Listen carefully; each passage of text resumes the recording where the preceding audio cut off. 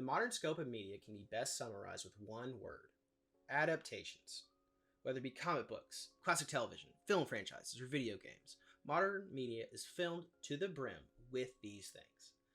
While there are some that are great and some that are not, this era of content offers us an interesting perspective of the impact mediums have on media.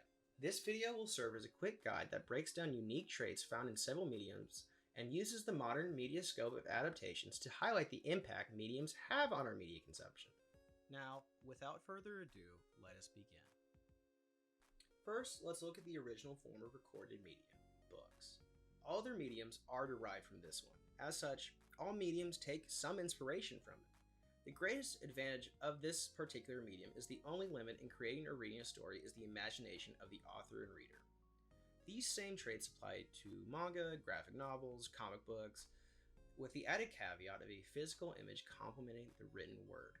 This element is notable for providing many more options for the creator. Character design, stylistic decision, artistic direction, all of these are new ways for the author and reader to engage in a story. Another unique trait in printed media is that compared to other mediums, there are often less hands-on development of the story. This dynamic creates a very personal experience between the author and their work. The next mediums we are discussing are film and television. Shared traits include the addition of set design, actors' performances, score, composition, and the cultural impact of a group audience experiencing a performance at the same time.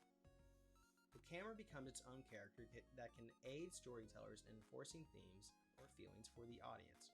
Musical impact can define an entire series. Darth Vader's Imperial March embodies his character perfectly and helped create one of the most famous villains in all of cinema. The theme of Jaws has aided in spurring paranoia for the ocean for decades.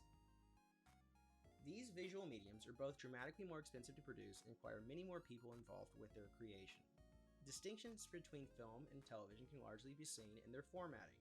Films typically range from 90 minutes to 3 hours with rare exceptions, while television episodes can range from 30 to 60 minutes, with seasons ranging from 8 to 24 episodes. I find it important to mention the cultural aspect of both film and television. In modern media, there's a certain level of ethos shared between these two. While not exclusive to them, they are most commonly seen in the last 50 years or so. Modern examples include blockbusters like Star Wars, the Marvel Cinematic Universe, or Game of Thrones original seasons. All of these created a cultural pulse that everyone followed, which is somewhat unique to this form of medium. The final medium we are discussing today are video games. The earliest stories that were included in games often only served as a form of setting up a goal for the player to reach. It was a tool to contextualize gameplay rather than a priority of necessarily telling a story. In The Legend of Zelda, Link needs the Triforce to defeat Ganon to save his home of Hyrule. In Mario Brothers, Princess Peach is captured by Bowser, and the player as Mario is sent to save them.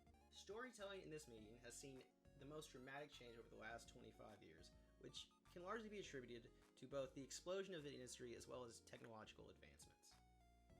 The inclusion of gameplay and audience impact on the narrative is the most distinct property of this particular medium. The story is decided by the audience themselves. Their skills and abilities determine the game and their enjoyment of a property. The audience is no longer just watching or reading the story, they are the one impacting it. Games with non-linear gameplay with unique endings based on the decisions by the player are still an example of this trait, such as The Quarry. The three largest tools games use for their stories have historically been character, plot, and lore. An example of lore-based storytelling can be seen with the game series of Dark Souls. While the notoriously difficult yet addictive gameplay is very notable, the deep lore that is spread throughout the world of the game for players to find is what keeps the franchise's fanbase so deeply loyal and dedicated. This works in this medium as players have infinite access to these types of games to explore and learn more about if they are inclined to do so. The world does not end until they choose to end it. Games can uniquely forego traditional story structures such as great plot or rich characters in lieu of gameplay. Games like Pokemon or Minecraft come to mind. These games contain a silent protagonist with the decisions of the player impacting the medium's consumption. Whether you want to stop the villains, catch them all, or nuke the entire planet, the game leaves that up to the player. Finally, games can of course do more traditional storytelling with character-driven arcs. The Last of Us gameplay is stellar, but why it's still regarded as one of the greatest games of all time is the rich story layered with amazing character work. Now, let's analyze the impact mediums can have on a story and some of the best examples of modern adapted content. Starting with the piece of media mentioned earlier, let's look at The Last of Us video game and its television adaptation. While still remaining true to the vast majority of the source material, several alterations occurred to the story while it made the transition to the silver screen. Things like gas masks in the game that would obviously hinder actors' facial expressions and dialogue were removed as they weren't pertinent for the story to continue, as well as it would be an added difficulty to the audience experience. A more plot impactful example of a change made for television can be seen in some of the changes to the main character, Joel. Joel is a battle-hardened veteran who's been surviving an apocalyptic world for 20 years. He's 50-something years old. In the show, he has a bad knee and can't hear from one of his ears. These things build upon his character in the show, but if you were to put them in its original medium, it would actively hinder the audience experience. If the player could only hear from one of their speakers or took damage while crouching, it would create a negative effect on the audience experience. This is a perfect highlight of the impact mediums have on media. Next up is Dennis Villeneuve's films of Frank Herbert's Dune. These films come as close as one could in putting Herbert's intricate universe onto the big screen. While these movies are amazing testaments to its medium, this video is focusing on the character of Leia Atreides in Dune Part 2. In Herbert's original work, Leia is age 4 by the time of the finale, with the mind of an adult and the wisdom of her entire ancestry. Simply put, no child actress could handle the weight of such a role. In fact, we have proof of this. In both prior adaptations, they left the character untouched, and you can guess how well that turned out. So what did Villeneuve do? In the second Dune film, Leia is still included in the film to make her character relevant for future works, but in lieu of a child actress kind of ruining the thing, we got psychic visions of her in the womb. Weird, but a change that makes sense in the context of its new medium. Both Dune and The Last of Us are excellent examples of stories that are influenced by the medium they reside in, but I would like to discuss one more adaptation before the end of this video. There are good adaptations, and there are bad adaptations. But the rarest form of adaptation is when the change in medium transcends a work to an unimaginable extent. The impact of a medium on content is best and most evident in this type of adaptation. The example I am providing in this video is my favorite television series of all time, Mob Psycho 100. Mob Psycho was originally written and drawn by mangaka One, later adapted by Studio Madhouse.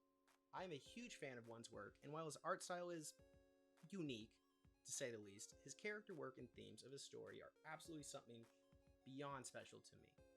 While I love the original work, the anime of the series takes the work of One and transcends it into a masterpiece.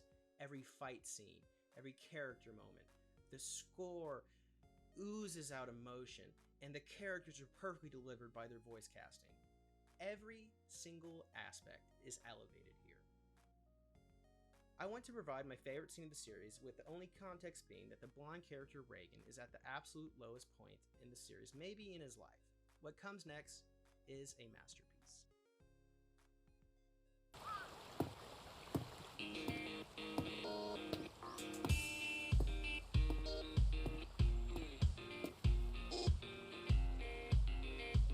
Omae, なんで来たの?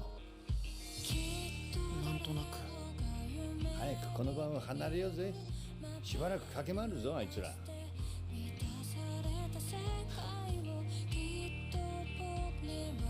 お前知ってる？何をですか？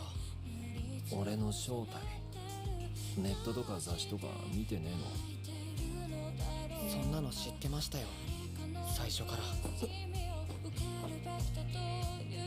僕の師匠の正体は。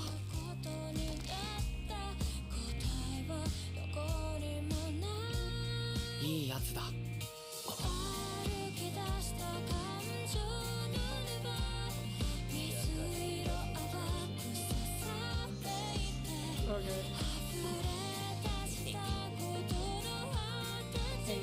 You gotta handle us to keep that in the toes of it.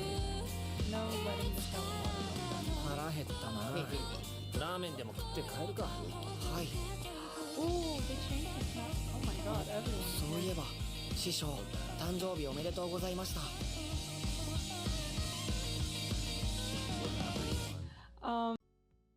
This scene embodies the power of media to me. What these pieces of work mean to the human experience. They help us learn and unite together. There's nothing more innately human than storytelling, and understanding the impact both media and mediums have on us is so instrumental in figuring out how to live in this crazy world. I often limit myself as someone who only ingests content rather than creating myself. And this capstone was largely me trying to challenge myself from that. But this project helped me remind myself that regardless of an origin of a work, the impact it can have on someone is nonetheless meaningful. Thank you so much for watching. If you'd like to see more of my future work, please subscribe. Have a great day.